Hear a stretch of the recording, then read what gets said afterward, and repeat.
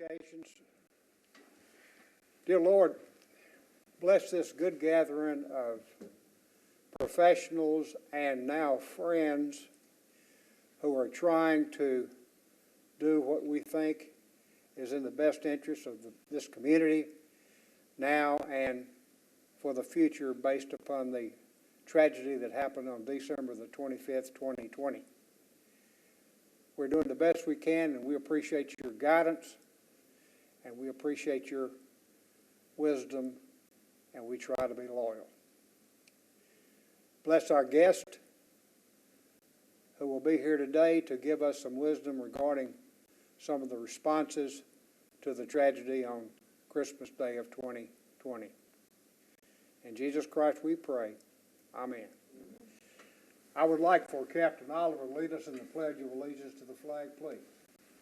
Pledge allegiance to the flag of the United States of America and to the republic for which it stands, one nation, under God, indivisible, with liberty and justice for all. Thank you, and please be seated. I've submitted the agenda to all the members. I assume everybody's had a chance to look at it. Do I hear a motion that the agenda be approved? Motion made. A second. All those in favor signify by saying aye. Anyone opposed by like sign? Ayes have it. The agenda is approved. As to the minutes, I believe they're in the process of being drafted. Is that correct, Captain? I've sent them out. Oh, you sent them out? I'll get them Okay. You sent Captain Oliver has sent the minutes for the September 2021 meeting out to all members. If everyone has had an opportunity to review them, do I hear a motion that the minutes be approved? Motion made. Second? Second. All those in favor signify by signifying aye. Any opposed? No opposed. The minutes are approved. Thank you very much, Captain Oliver. They'll be appended to the record along with the agenda. At this time, we have a guest. I would like to ask our Captain Oliver if he wouldn't mind recognizing our guest. We're glad you're here. Thank you so much for being here. We will enjoy hearing from you. Our mission is to try to determine the various responses, not only from law enforcement, but also non-law enforcement, and then to see whether or not it can be approved if something like this happens in the future. So at this time, I'm going to turn it over to Captain Oliver. Thank you. All right. Thank you, Chair. Today I wanted to take the opportunity to invite our guest, Robin Ziegler, to our meeting this morning. She serves at the Metro Historic Zoning Commission, for which recently Chairman Summers shared an article in the Tennessean which talked about the work that they were doing in the commission, especially as it related to the Christmas Day bombing and the finding of the commission. In that article, I believe Robin Gabel, if I'm saying his name correctly, is the project manager overseeing the recovery of the 2nd Avenue as it relates to the extensive damages that took place on that day. And in a 4-0 favor, a plan that praised the careful focus and historical reconstruction of the area. And what I've asked her to do today is talk about the impact it's going to have on our overall community. And it falls within our committee's purpose, especially number 6 as outlined in our charge, to oversee what the extensive damage to buildings, infrastructure, and significant business closure and job losses and displacement of its resident and what that recovery would look like. And so we wanted to get someone who's already doing the groundwork and have looked into the impact it would have on our community to come in and speak with us today. And so I asked Robin to come and be our guest, and hopefully she'll give us a lot of insightful information as it pertains to their work. Thank you, Robin. Well, Thank you so much. That was very nice. And I want to thank all of you for inviting us, but also to send you our director, Tim Walker's regrets. He wished he could be here, but he had a prior engagement. We all greatly respect all the work that you're doing, and he really regrets not being here himself. I do have a short summary of our response to the disaster, but it might be best to start with a little summary of who we are and how we fit into the greater metro government. We staff two different commissions, the Historical Commission and the Historic Zoning Commission. And the Historical Commission serves as an advisor on preservation issues to the administration and to elected officials. And they also conduct education and outreach about the importance of preservation and the future of our city. And then the Historic Zoning Commission creates those historic districts where there is protection through design review. And they review those design review projects. So Second Avenue is a historic district, historic overlay, and so they have been or would be reviewing some of the work that happens there. We also started a friends group, the Metro Historical Commission Foundation, which is a nonprofit, so that they can assist us with grants and other resources.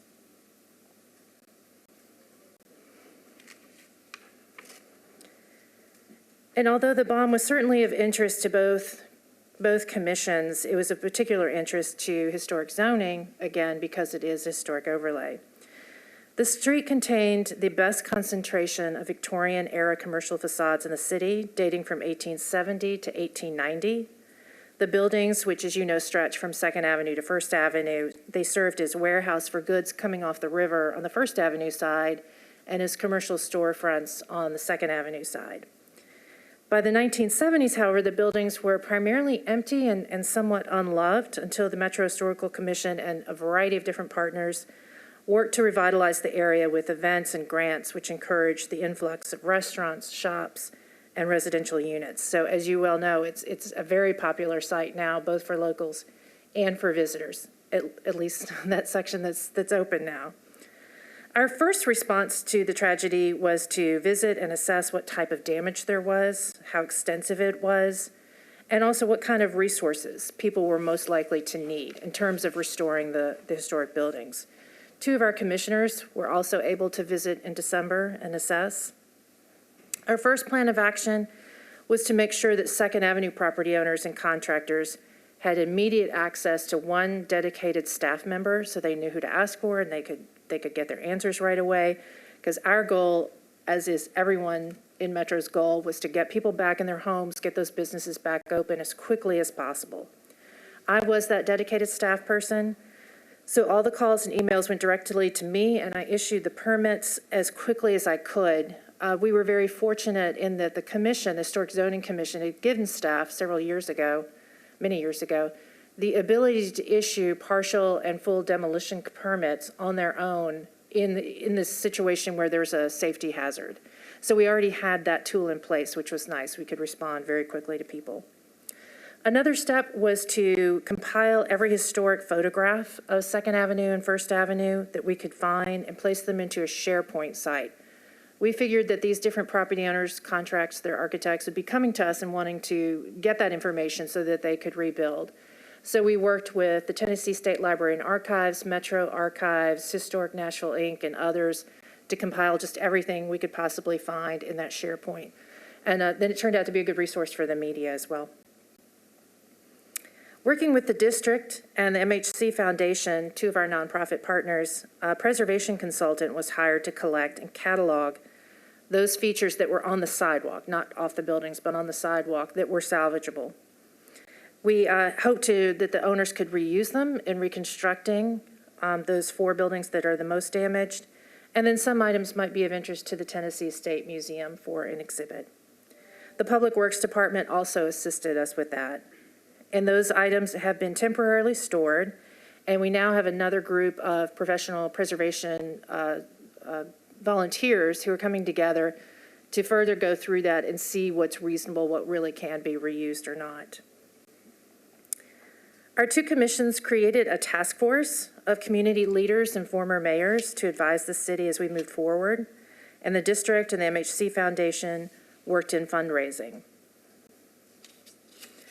Our second step was some of those funds that the district and the MHC Foundation raised were used to hire that preservation consultant that I just talked about, but also an engineer to come in and help, mainly with those 4 buildings that were so heavily damaged. He came in, he has an expertise in bomb, war-damaged historic sites all over the world, and he came in and did a little pro bono work for us, and then we were able to pay him for a more extensive product that would help those property owners.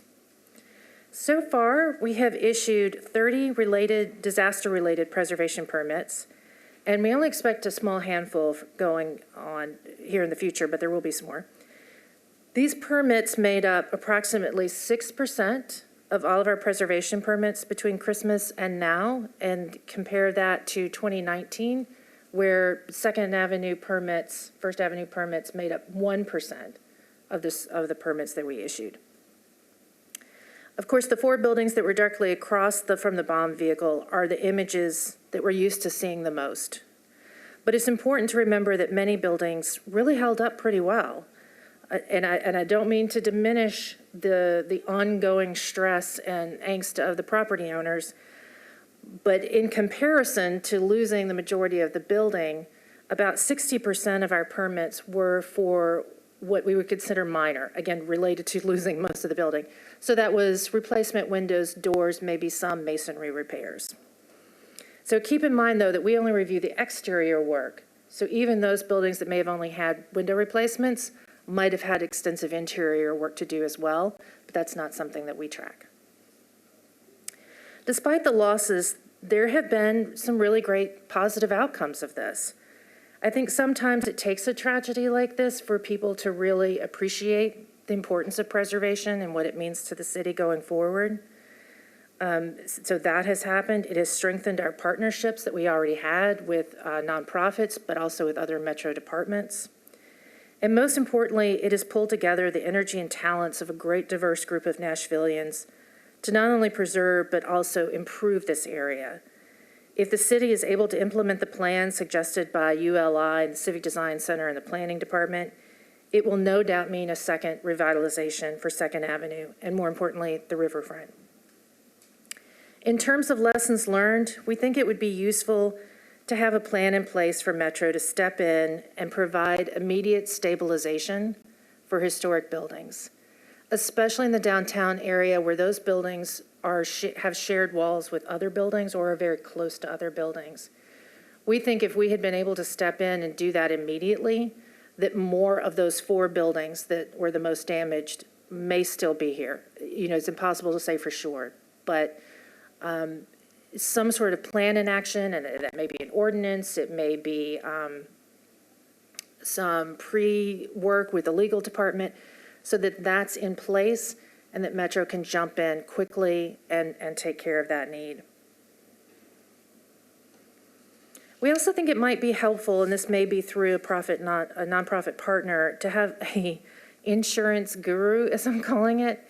What we learned from both this disaster and from the tornado in March, that a lot of people don't know how to work with their insurance companies. They don't know what they're really owed or what they're due. They're not good advocates for themselves. And so they don't get all the money that they can. And at least with the tornado, several of them just walked away from the project. They weren't able to rebuild their homes. And in some cases, we lost those historic buildings. So again, that may be something to do through a nonprofit. And as horrible as this whole thing has been,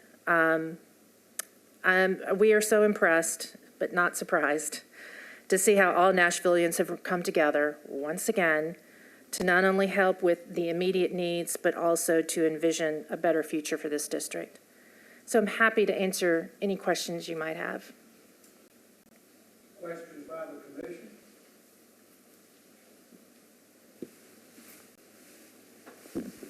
Hi, can you spell your last name for me? Sure. It's Z as in zebra, Eigler. Okay. And can you talk just for a minute a little bit more about the ordinance that you might be seeking? And I want to make sure I heard that correctly. Is it for sort of emergency stabilization of a structure post an emergency? And that may be something, we haven't looked into it beyond just thinking about it. So I Okay. imagine it would be something Metro Legal would need to weigh in on.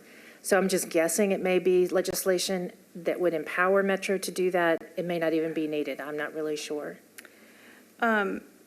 Is that for commercial buildings, or is that also for private residences?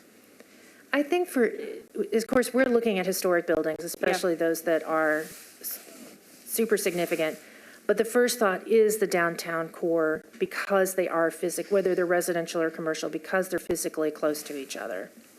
And would you approach that, say, from a public safety standpoint, or a preservation, or both, a little bit of both? Absolutely both, Okay. yes. And would it be to also prevent further loss Exactly, of the structure? Okay, yes. thank you. Questions by the commission? I have a question. Sure. Explain again the concept of an insurance guru and how that person fits into the Nashville metropolitan community. It's a very technical term. No, I'm joking. I know that it would not be the role of Metro to assist people with their insurance companies, but it may be that we could partner with a nonprofit to provide that resource for people.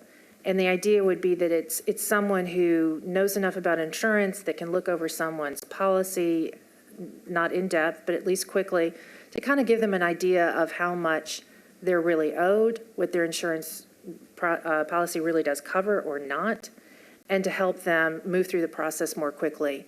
A lot of this work has not been done, not because of lack of permits or anything like that, but because they're waiting to talk to their insurance companies and get information from them. What do you expect Second Avenue North, the area that was damaged, to look like 5 years from now? I hope it looks very much like it did right before the damage. Again, the most critically damaged, that project you probably have seen in the news, they're going to do a combination of reconstruction and rehabilitation and new construction. But although physically it may look very much the same, I think it's going to, in terms of people, going to look very different. I hope that we're able to implement some of these plans, get more people there, get more of a mix of people, both tourists and locals, instead of just one or the other, and make that connection between Second Avenue, that physical connection between Second Avenue and the riverfront. What do you think that the 5 years from now, the AT&T facility will look like? We're working with them on a plan for their facade, but I don't have full information yet. Communications was a real issue. Yes. Other questions by the commission? Chairman, not a question, but a compliment to Robin. As an affected business owner on Second Avenue, the efforts that Metro in general went to help us gain access, the complexity of a situation like this is one that most people never have to go through. But for us as building owners, the site immediately gets locked down as a federal crime scene. We couldn't access properties. There was a timeline for prioritizing that, and finally, Robin's team got us in there. But as she points out with the insurance, the complexity of insuring historic structures is beyond what most of us ever experience in your personal life, right? Because we have a 100-plus-year-old building, so on one hand, your insurance company says, well, the window is 100 years old, it has no value. You're like, right, okay, but you have to put it back. Again, Robin and her team have expedited all the permitting, given great latitude in retrofitting windows, and just little things to try to make your life a little simpler. And the communication post-incident, let's say after the first 60 days when it sort of came back into Metro's control, has been outstanding. But again, it's going to be a long process. By the time it's done, both Robin and I will look vastly different, as will Second Avenue. And interesting, she said she hopes it looks like it did right before the bombing. I hope that it looks much better than it did before the bombing, because it was an area that was transitioning, a lot of empty buildings, some of them where ownership couldn't be found because Metro had looked for them, Historic had looked for them, we had looked for them to purchase their buildings, family members spread across the globe and stuff. But I think through all this pain, like a phoenix, it will rise from the ashes and be even better than before with the connectivity to First Avenue and everything else. It's going to be a really grand area. But again, to Robin and her team, primarily Robin, she was literally the tip of the spear through all of it. Thank you very much. As an owner down there, we really appreciate you. Thank you, Commissioner, and we all echo the Commissioner's response and the comments he made about the good work that you've done and that your commission did, and we appreciate what you've done. And you're exactly right. Your examples are great, particularly about the window. Insurance companies, obviously, who are in the business of losing the least amount they can and making the most they can, are going to say a 100-year-old window probably doesn't have much value at all. But the truth is, it's got a lot of value. And none of us ever think about that until we have a catastrophe. Thank you. Other questions?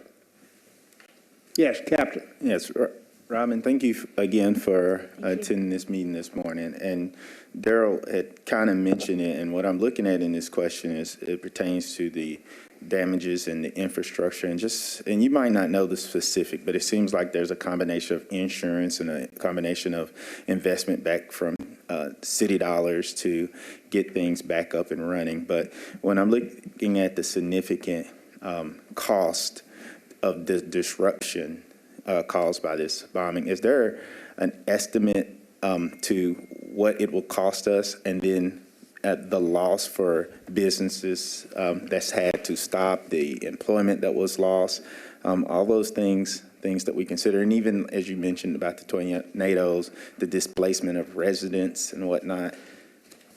Our role in this is such a tiny little sliver of the bigger picture. I don't have that answer, but I appreciate you asking it. And if I could, I'd like to say something else I forgot about, which is that Councilmember Syracuse, before the bomb, had been working on a tax credit for rehab of historic buildings.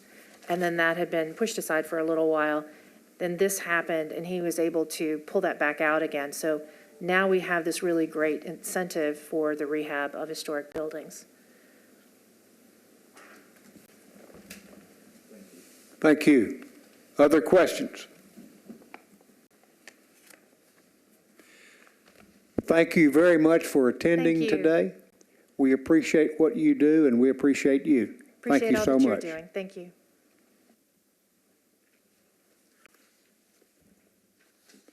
And you are welcome to stay all you want to, but if you want to be excused, you are.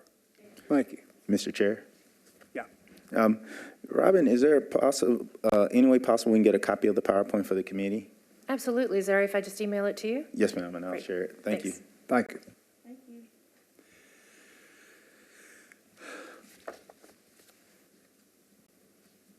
The next item on the agenda are reports from leadership of various committee or working groups. As you recall, we have 3 committees or working groups. One is the Criminal Investigation Committee, which is chaired by, as I recall, Commissioner Martinez, and the Bombing and Responses Committee, which is chaired by Captain Oliver, and then the Lessons Learned Committee, which is chaired by Commissioner Holland. And it's our goal that by December of this year, that the first 2 committees have submitted to the 3rd committee their reports. And my goal is to make sure that we're on track. And if you need the assistance of this commission to get information, to please let us know. But if we don't hear from you, then that means we assume that you understand and everything is working properly. So at this time, I'd like to hear from the chairman of the Criminal Investigations Committee, Commissioner Martinez, regarding how they're doing. We're doing well. We've received all the reports that involved criminal investigations. So I'm wondering if the Lessons Learned Committee has access to those, because there weren't many, right? The TBI and the FBI report we're kind of one. So any help that the Lessons Learned Committee needs in accessing the reports that we received, let me know. I can't hear you very well. Yeah, sorry. Why don't you take that mask off so I can hear you? So we received all the reports regarding criminal investigation that went into the bombing. So does the Lesson Learned Committee have access to the reports now?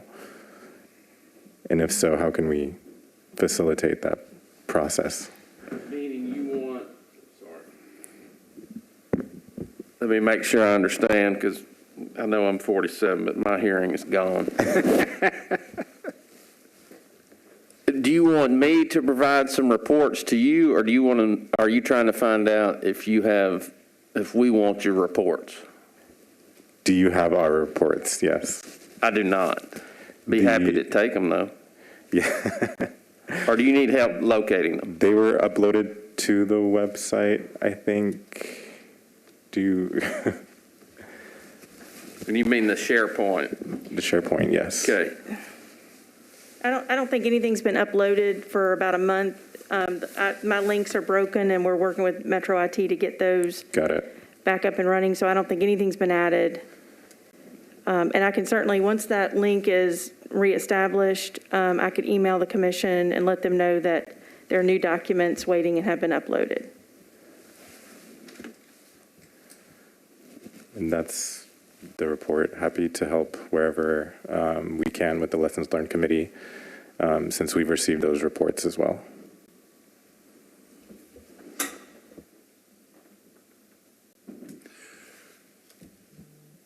Everybody in concert regarding uploading and making sure that the Lessons Learned Committee gets those reports? Correct? Are you having any trouble or any cooperation issues with anybody, with any agency? No, I think we've gotten what we were going to get from the major investigative agencies, the ATF, FBI, TBI, so there's no cooperation issue there. Okay. They've given us what they're going to give us, yeah. Thank you very much. Mr. Chairman, Captain Oliver, your responses regarding the Bombing and Responses Committee, do you need any help? Do you need anything? Is it operating on schedule? Yes, sir. I'm pleased to announce with our committee that we've worked hard to identify the questions of 8 and log and document of the 8 questions that we were charged to look into and to draft some around. 5 of the 8 were documented, and it's on our website through our Excel spreadsheet, and it identified which agency were involved, whether they were public or private, and then their involvement in the incident, whether it was response and recovery or investigative.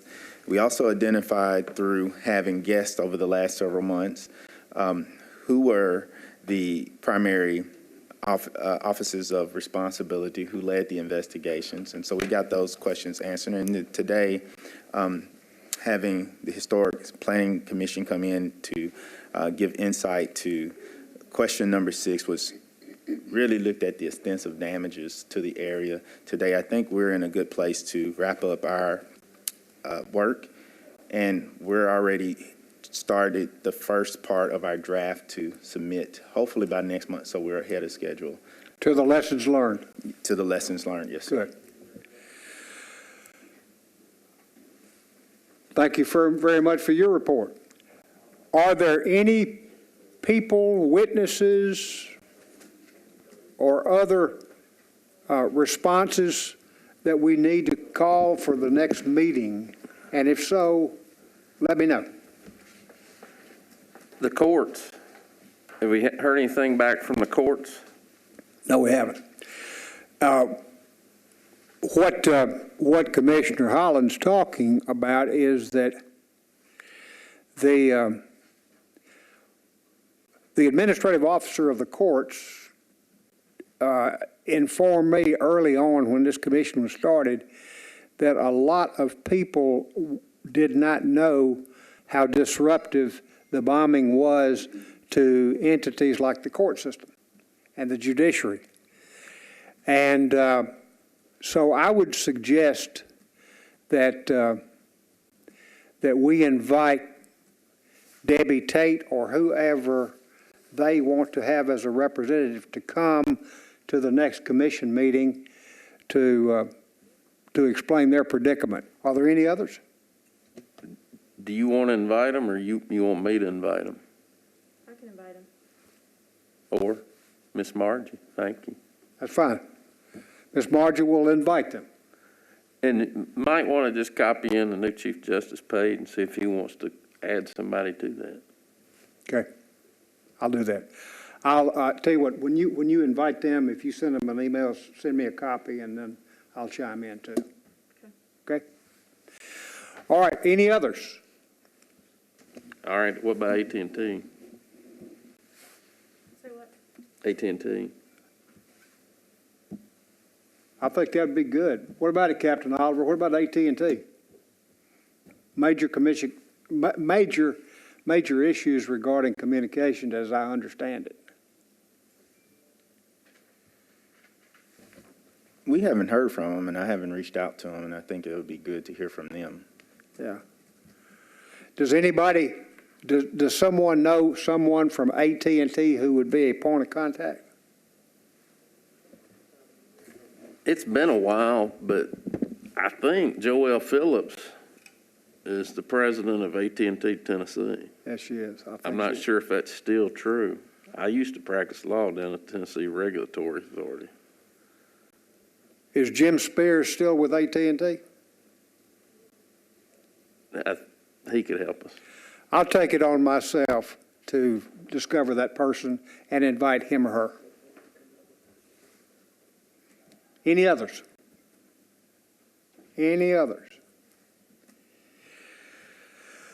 It appears that we're on schedule. It appears that all the committees understand that their mission, what my goal would be to have a draft of our report. This is our 7th meeting based on what the legal counsel has advised me. Our 7th meeting that was publicly announced. So that means we've got 4 more. And our mission is to have a report back to the Metro Council no later than 12 months from the time of our first meeting being in April and not in March. And I think we're on track to meet that goal, but what I would like to do is have some kind of draft that we can review by January, so that we can have January, February, and then finally in March to approve it in final form and to send it to the Metro Council. All right. Are there any other issues that we need to entertain? Yes, Mr. Chairman, it appears we have a guest here, and considering I've only known us to have 2 in previous meetings, maybe he'd like something to tell us. That's a good Or at least idea. we can acknowledge his presence for being here. We'd be glad if you want to tell us who you are and tell us if you got a comment.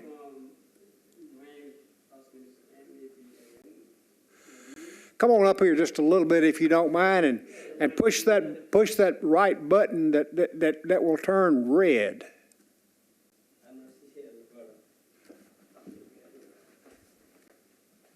I don't know where that button is on his. That's a good idea. Thank you very much. Okay. Yeah, go ahead. My first name is Nabin, and last name is Nepel, in Nepal. And I came from Nepal, Nepal, same like my last name. And I live in the Davidson country almost 13 years. And I'm working in the hospital, St. Thomas Hospital, as a doctor. And next year, 2022, I'm going to running from State House in the Davidson country. And right now, I'm going to learning everything from the Davidson country. That's why last night somebody sent me the address from here, and I'm excited to come here right now. Well, thank you. You're welcome. Thank you. We're glad you're here. You're welcome anytime we have a meeting. We have a meeting this time every month on the fourth Tuesday of every month at 10 o'clock. Okay, okay, sounds good. Thank you. Is there anything further, ladies and gentlemen?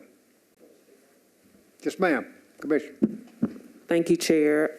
Just a question about the next step from here. We're looking at possibly getting someone from AT&T to come and present at our next meeting, which is November, and then we're hoping to have a draft of the draft for the lessons learned commit, or let me get this straight. So after that presentation, the committees then will present their draft report to the committee. And then from that draft report, that will help with the lessons learned report. Is that correct? Yes, yes, Okay. ma'am. Yes, Okay, ma'am. so we're looking at December, the subcommittees having their first draft ready for review by this whole committee. Is that, okay, thank you. And add to that, not only AT&T, but also the administrative office of the courts Okay, so we'll try to have both of them in November. in November. Okay, great. Thank you for that clarification. Thank you. Anything further from anyone? Council? Any commissioner? That being the case, does anyone object to a motion to adjourn? No objection. We are adjourned until the fourth Tuesday in November 2021 at 10 o'clock. All committees meet at 9 o'clock. Thank you very much. Glad to have you today. Thank you so much.